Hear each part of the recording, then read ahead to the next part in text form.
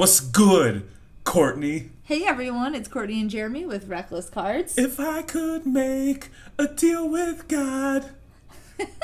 Run up the hill. I'm not gonna sing. I've lost my voice from being in Atlantic City. I can understand that there's a buzz and energy to be back in Michigan. Yes, this is the happiest I've ever been to leave what was supposed to be like a quasi vacation and come home. Yep. Big ups to Atlantic City. I will put it like this. That beautiful northeast paradise put a lot of things in perspective, and I just appreciate the loved ones around me. Yeah, I will never leave my house again if the options were stay home forever or go to Atlantic City. Yep.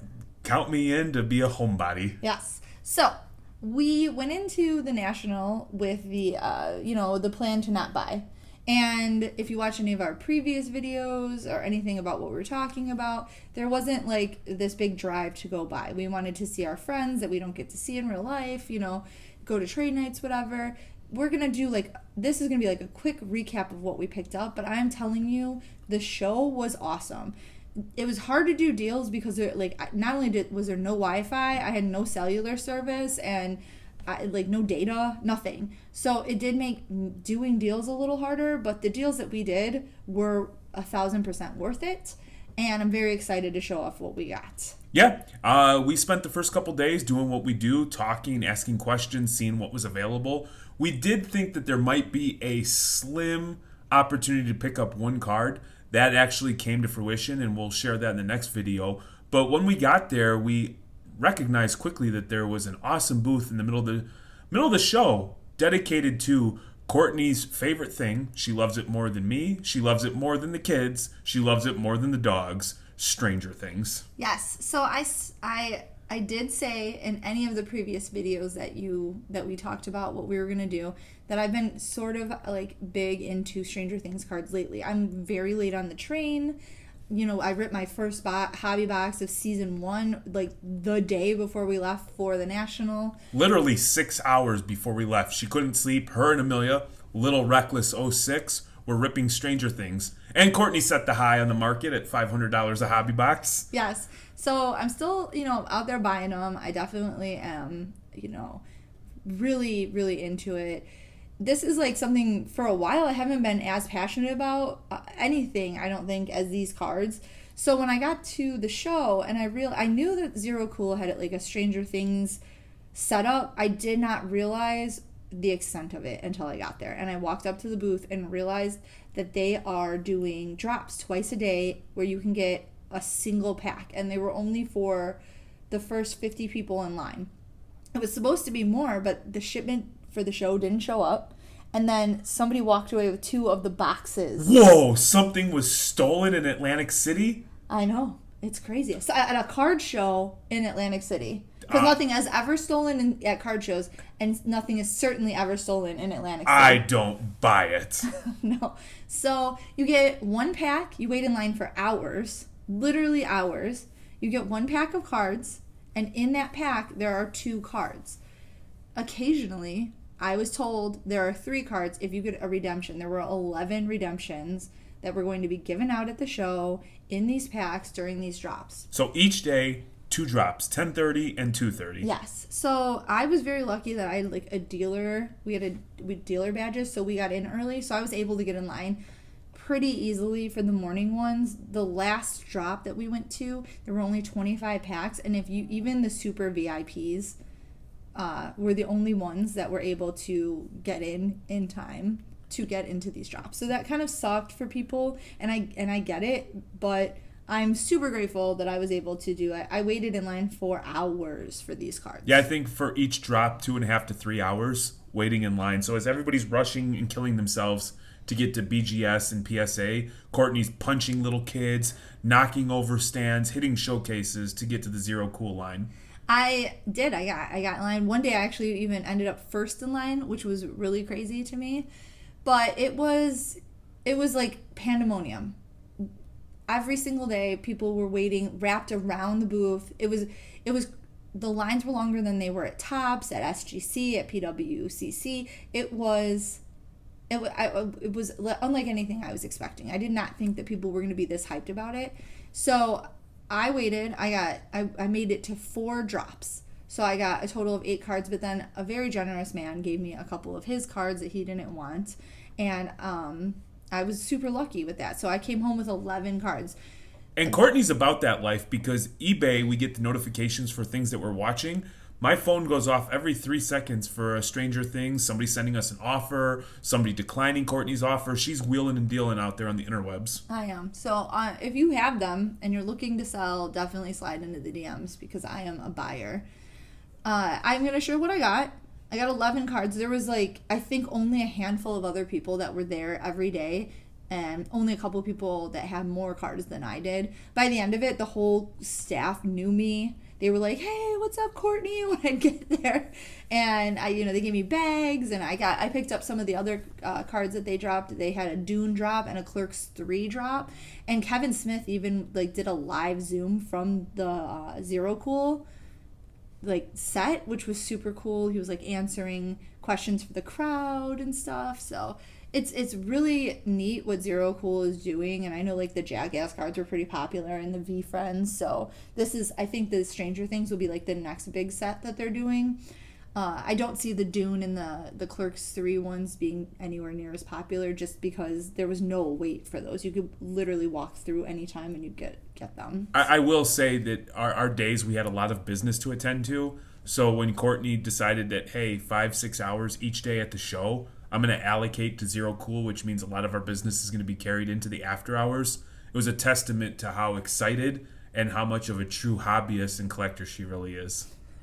It was fun too because you would wait in line. You'd get your literal two cards in the pack, and then everybody would sit in the Zero Cool thing. And I'm gonna add pictures and stuff to the video so you can kind of get an idea of what all this looks like. There was this big purple and black room where they had outlets where people could sit and charge their phones. There wasn't a lot of seating in places, so it was really nice to have these. It was almost bleacher type area where you could sit and just chill. And when we did that, after everyone would rip, if you were in the front of the line, you could sit there and watch everyone rip, and then we would trade cards, which was oh, I got duplicates of this one, what are you missing? And everyone was trying to build the set. So it felt like a really genuine, fun, back to the basics of collecting sort of feeling, where everyone was really excited. You got your cards, you opened them up. And there was a few cards that were more valuable, where I watched a guy trade 4 of the lesser cards, the Miss Wheeler and Erica and Robin. Even though I think Robin's such a badass, but he traded down. He traded 4 cards for 1 Vecna, which, as far as I know, the print run on all of them is the exact same. So it's not any of them are more or less valuable or more or less rare. So for me, I had I had 2 Nancys, and I needed Miss Wheeler and Lucas and some other ones. And it was the last day and we were getting ready to leave, so I really wanted to trade that Nancy card for a card that I didn't have in the set. So I traded a Nancy for a Miss Wheeler, and Nancy is selling for $150 on eBay right now, and Miss Wheeler's only doing $80. But I didn't even care because I don't need Nancy, I need Miss Wheeler, and it's a lot easier to just have it in hand than it is to try and buy them in the aftermarket. The thing that this reminded me of is when I was a kid and CDs were a big deal. Yes. And now I'm dating myself because I lived during the era of Discmans and CDs. When there was an album that we really wanted, we would go to Tower Records the day before it would release, and we would wait in line until midnight, oftentimes for hours, to buy the album when it dropped at midnight. Yep. And to see people sitting in line for hours for a ticket they spent a lot of money, for a cost that they incurred to get there, to stay at the beautiful, luxurious resorts that make up the beautiful Atlantic City, to wait in line to get 2 cards speaks to the pop culture phenomenon that is Stranger Things. And you're like, Jeremy, you're speaking pretty passionate about it. You might be curious. Are you going to watch it? The answer is absolutely hell no. I have zero interest in this show, but I love the Court, and I'm supportive of her passion. And so I'm excited to see these cards. All right, so let's get into it. This is Will is one of 18. There's 18 in the set. Again, I only have 11. I have a hopper coming, but the backs of each of the cards are different. They match the character. So at the beginning of season 4, Will was in California, hanging out at the Surfer Boy pizza place with his brother and Argyle. So that's the back of his card.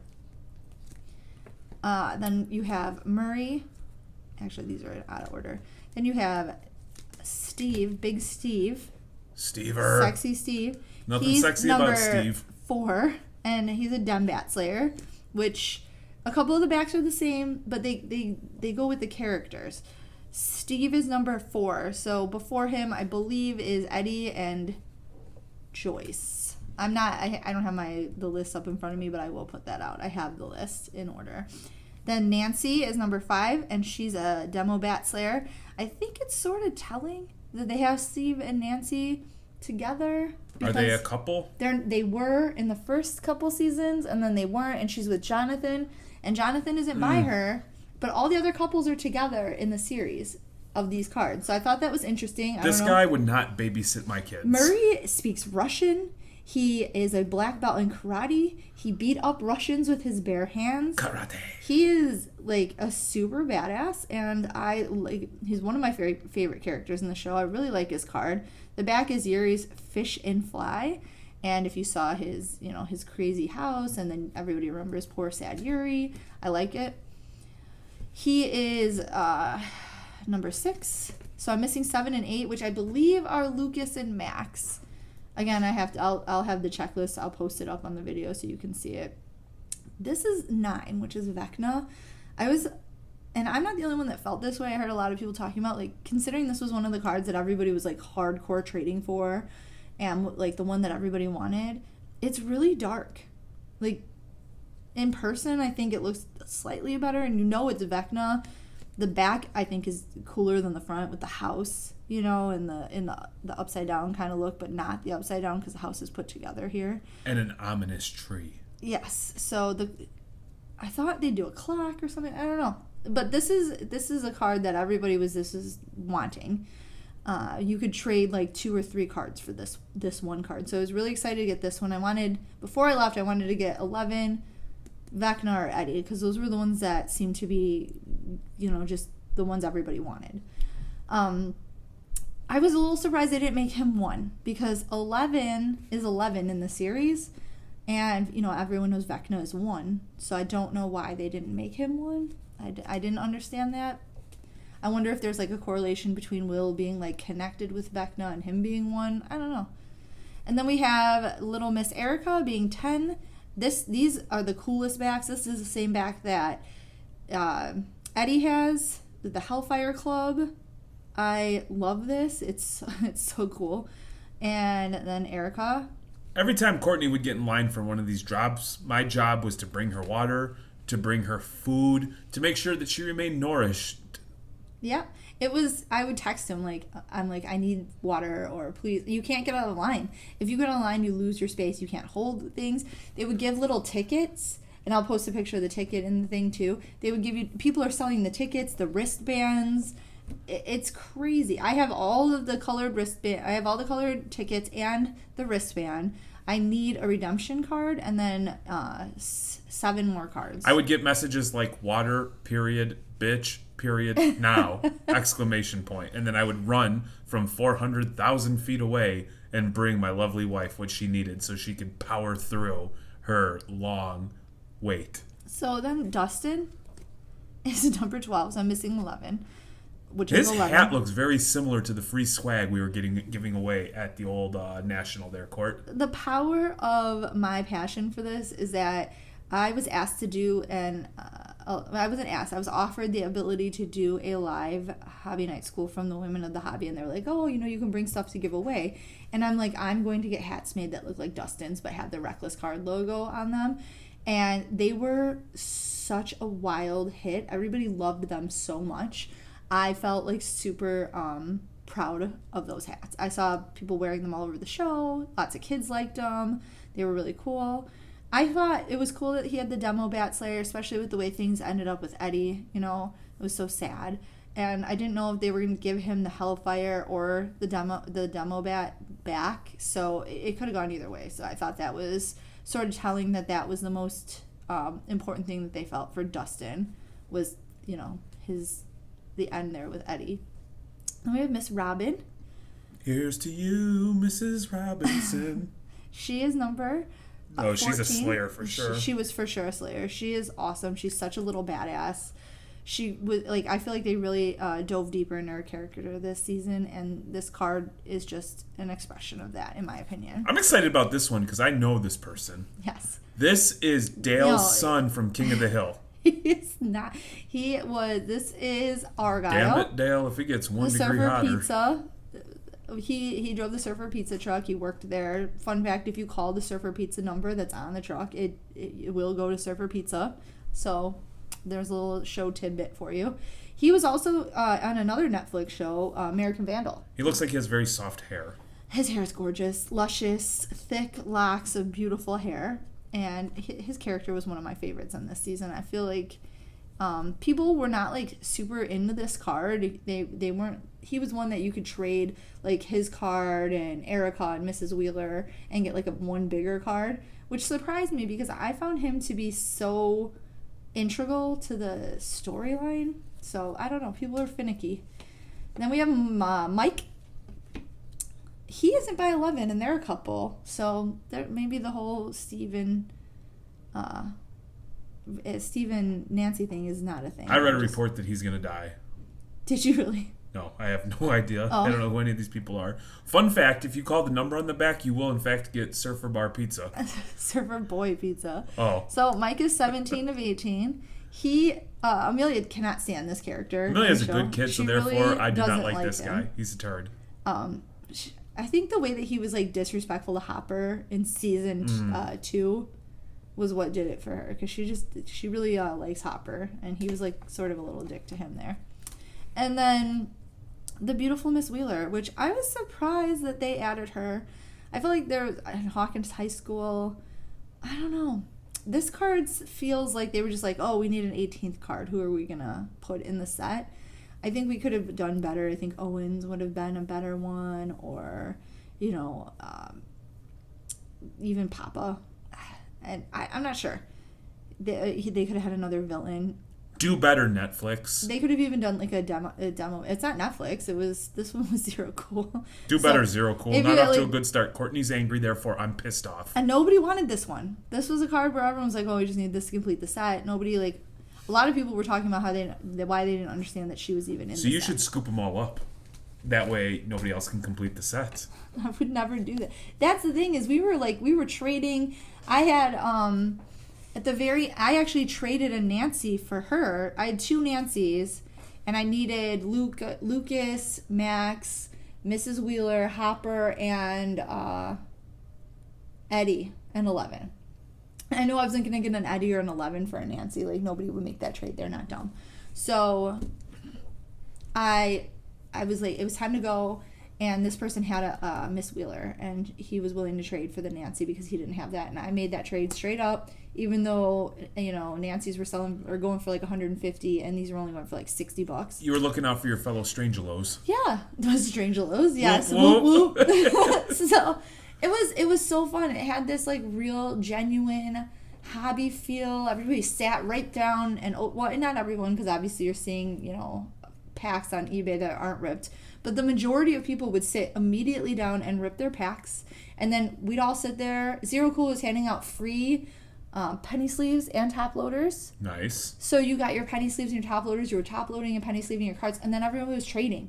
It was really exciting. I literally got to know about 6 people that were there every day, where I felt like I knew them, and we exchanged information, and now we're like Instagram friends, all because of these Stranger Things cards. And I feel like it was, in a long time, this event particularly, so super well done by Zero Cool. Like, I can critique the cards or say what I would do differently. I didn't design them. Like, I'm not anyone. Nobody likes a Monday morning quarterback. No, Courtney. exactly. I'm not an armchair quarterback or armchair coach or whatever you call that. Keyboard warrior. I'm not being that. What I can say is that I was so highly impressed with like the excitement that we were feeling, the way that people were so passionate. It felt more to me like a hobby experience than I've had in a really long time when it comes to just being really excited about what I was doing. Not just like, how much is this card worth, or you know, do you want to trade this for this much and money? Like, none of it. It didn't, like, there were people obviously buying. There was this one guy, man, he was like $100. He just like was whipping out $100 bills and buying up everything that people didn't want. So it was really cool. And I like big ups to Zero Cool and all that for putting this on, because I think that at the whole national, my experience, this was my favorite part. Besides being with me. I didn't even get to see you because I was at the Zero Cool thing and you were off spending all of our money. No. And I think on that note, I'm going to end this and we'll make the video so you can see what Jeremy was spending all of our money on while I was waiting in line for free cards. Unbelievable. Where can the young kids follow us, Courtney? Check us out on Facebook, Instagram, YouTube, TikTok, Whatnot Twitter. Network, TikTok, Discord. We are everywhere. eBay, you name it, Reckless Cards. Twitter, it's Reckless_cards, but you can still search Reckless Cards and find us because we're not shadow banned. Yet. Yeah, well, Jeremy's in charge of that, so it's only a matter of time. I hope you have a great day, and I hope that you have a lot of fun, and I hope that you get into Stranger Things cards. So go to Atlantic City right now. Book your trip. Don't do it. Don't do it. Do it. Don't do it. No. Do it. Spirit, whoop whoop.